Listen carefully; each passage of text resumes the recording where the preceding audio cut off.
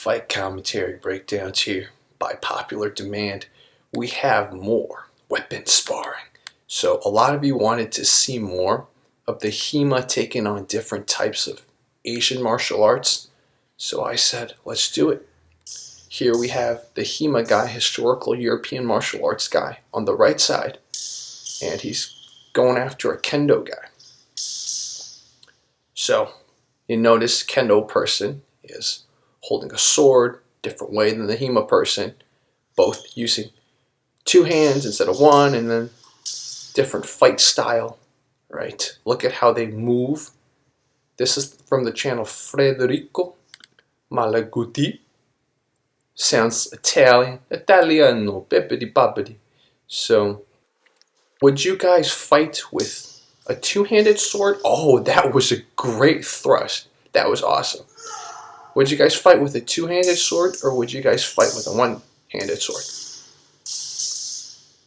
So you see what he does with, he can use the other hand to grab once he closes the distance. That's really cool.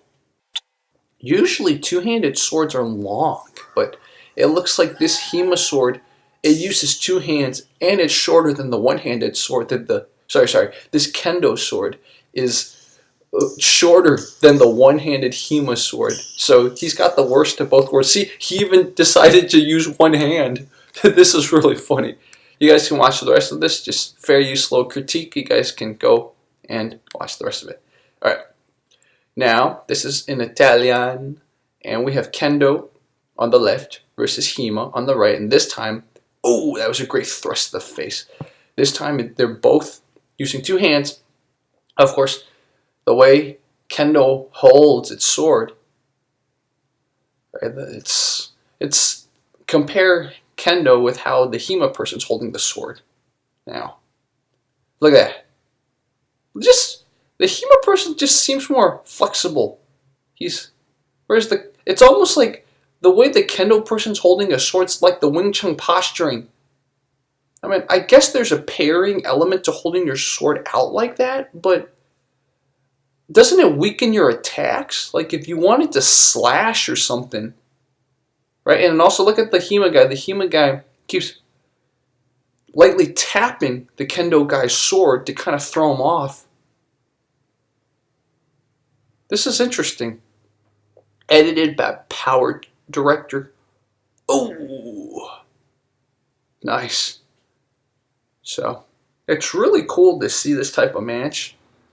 If this took place in Italy, of course, there's going to be more HEMA practitioners. So, Kendo's probably not the best represented, but this Kendo person is doing well, man.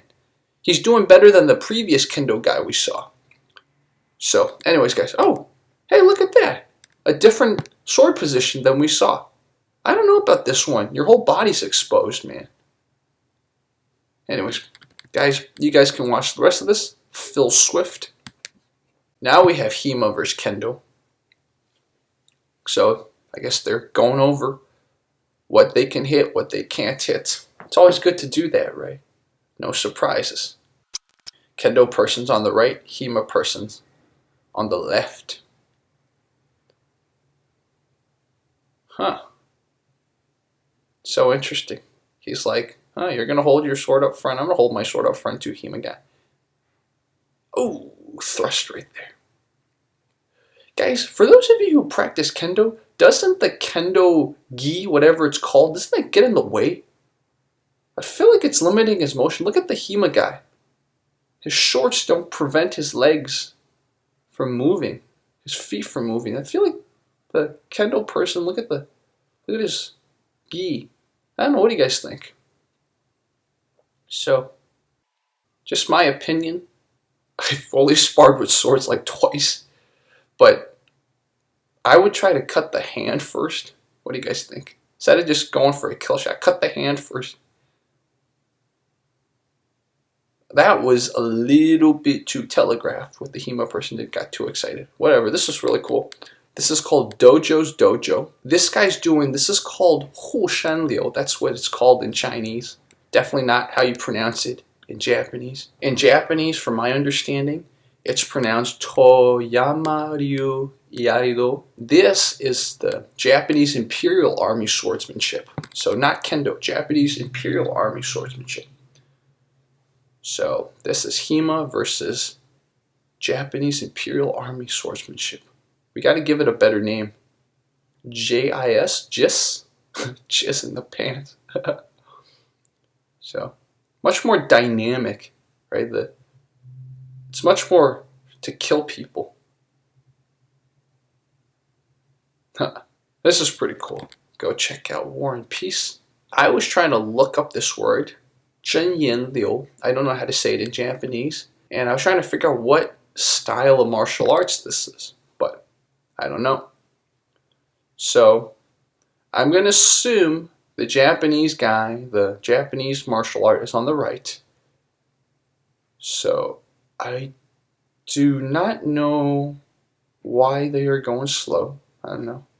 I guess the Japanese swordsman, he wants to counter. He's like, okay, I'm a defensive fighter. You come, you mess up your stances, and I will cut you. Is that styrofoam that they have? What is their swords made of?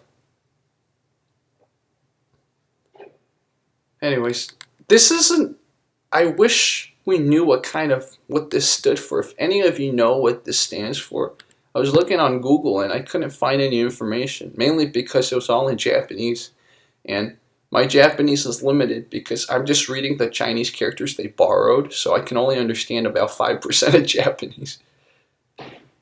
Even though they borrowed much more Chinese characters than 5%, but a lot of the characters have different meanings too, and Japanese grammar is different than Chinese.